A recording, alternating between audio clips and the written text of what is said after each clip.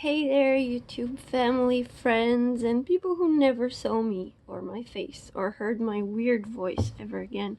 I haven't done a YouTube video in forever. I thought it would be important to sit down and talk about narcissistic abuse, especially if you are someone who's been on the receiving end on it and you are spiritual.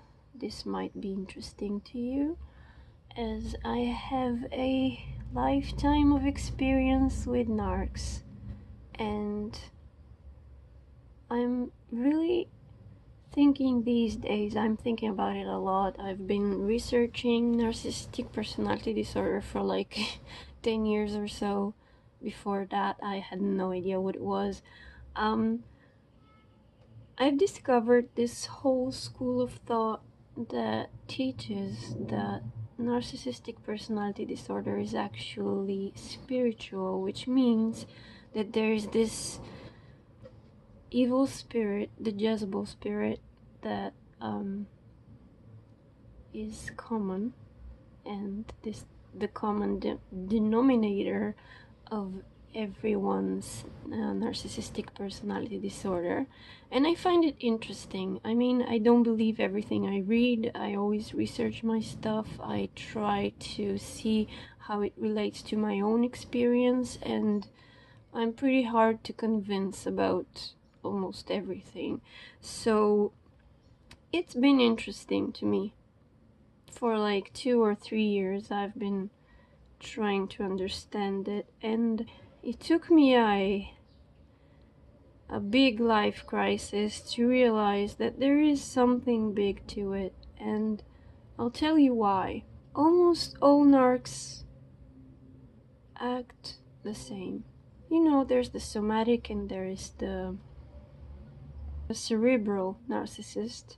Also, there are covert narcs and there are overt narcs, and there are narcs that act like histrionics, and there are narcs that are very hard to distinguish between narcs and psychopaths, and narcs and borderline personality disorder people. Sometimes it comes comorbidly with other personality disorders, and it's hard to distinguish. But with narcs, it's almost as if it's the same person you're talking about when you're sharing stories with people from the other side of the globe, and we all have the same story. And I find it very interesting that they even use the same language, they even use the same phrases. Look what you made me do, you're nothing without me, and all of these triggering things that I really don't want to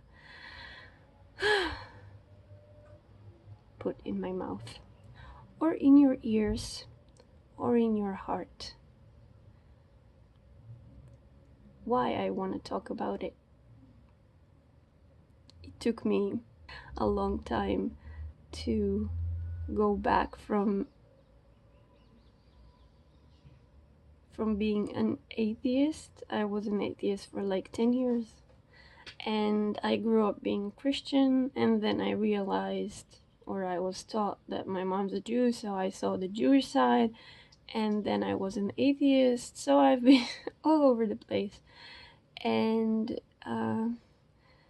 it's very comfortable not believing in things and staying away from the spiritual realms, but they're here. And even if you don't believe religiously, you still can be spiritual. And I was always spiritual. Like, I cannot ignore this connection between the spiritual realm, the good and evil, and the narcissistic abuse. Now, if you've been on the receiving end of this, you know that it's evil, you know that it's sadistic, you know that I don't know if you know, but it aims at killing you. It's like its sole purpose is your soul murder, but it's just destroying you mentally, it's destroying you emotionally, it's destroying you physically, it's destroying you spiritually, and it never stops. I mean, I've been there. I've seen what they're capable of, and they never stop. So, not to get into flashbacks, my message to you today, the most important message that I have for you today, if you're spiritual, is please, please, please, please make sure your focus is on a good place, because your focus is a weapon that you can use against you or for you. And if you are a spiritual being and you're also being a target of this type of abuse, and I purposefully don't use the word victim, because words are very strong and they can bring things into reality.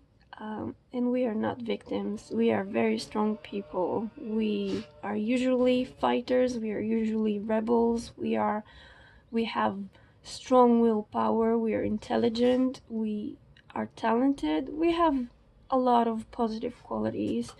And if you're a spiritual being, please make sure your focus is on you, first of all. Make sure that you are not escaping the present tense into flashbacks of the past or anxieties of the future, and make sure to stay connected to who you are as a person. Stay connected to your feelings. If you're feeling bad, let it happen. Feel your feelings and let them go. I mean, like, let them go through you, but don't linger too long on the past, and don't focus too much on the painful things. Don't focus too much on the disorder, on the dysfunction, on the sadism, on the things lost, on the things that you're mourning. It is a hard process. It takes a lot of time. I'm not telling you just like, let it go. Go through the motions, but make sure that when you have something good in your life, you're able to be present with it, because it's a gift. The present is a gift. So make sure to know how to receive it and enjoy the positive things in life, and make sure you're doing nice things for yourself. Don't focus too much on them, because that's a knife with two what's it called? Oh my god, I don't know the word, so excuse me. Two sharp sides. In Bulgarian we have like a phrase for that, so sorry about that. Don't go too much into studying the sadistic, satanic rituals and things that, like, this rabbit hole is so deep, and for a spiritual person, especially for who you are, it's very important for you to focus on positive things. And I know it sounds shallow, and I know that you've heard it 1,000 times, and I've heard it 1,000 times, but the path that I'm on has showed me that it's real. It's real. Like, what you focus on, we are creating stuff. Like, make sure you do the good things for yourself, and make sure, if it's possible, I know sometimes it's really, really hard physically and emotionally to sever that connection. If it's physically possible, stay away from these people. And it could be anyone. Make sure you filter the people that you have contact with, because if this is 100% true and it's a spirit, then it jumps bodies. It uses different suits. So make sure you know who you trust, and make sure you filter the people that you let into your life, that you give that gift of being close to, and stay safe, at least physically, until you get to that point where you're okay emotionally as well. It takes a lot of work, a lot of mental, emotional, spiritual even work on yourself to realize where your mistakes lie, and improve yourself as a person and be self-aware, correct your mistakes, and learn boundaries. A lot of us have grown up in places where boundaries were not allowed, and do all of that work, but make sure you're safe physically. If you can't leave that house, make sure you detach as much as possible. Make sure you go out, you still hang out with friends, you go on walks alone, you listen to music, you do whatever makes you feel good, and don't let that person ruin the good things that you have in your life. Make sure you're away from them enough, and make sure that when you are next to them or in the same space, you are not sharing emotional things with them.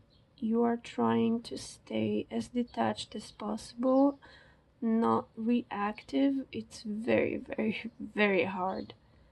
I mean, sometimes you're just like a loaded gun and they know exactly where to press. They do it so professionally because they derive pleasure from it, but try not to react too much. Sometimes it feels good to let that anger go, but then you're left with this feeling of heaviness, and they're not worth it. They're just not worth it. And I mean, that's the phrase, because that's what they want.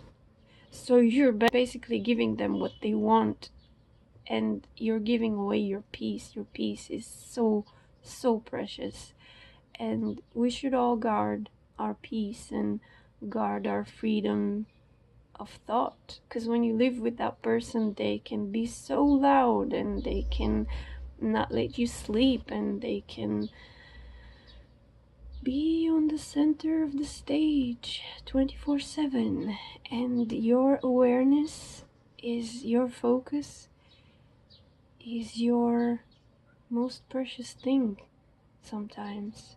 So make sure you're not giving them that stage. No. It's just a no.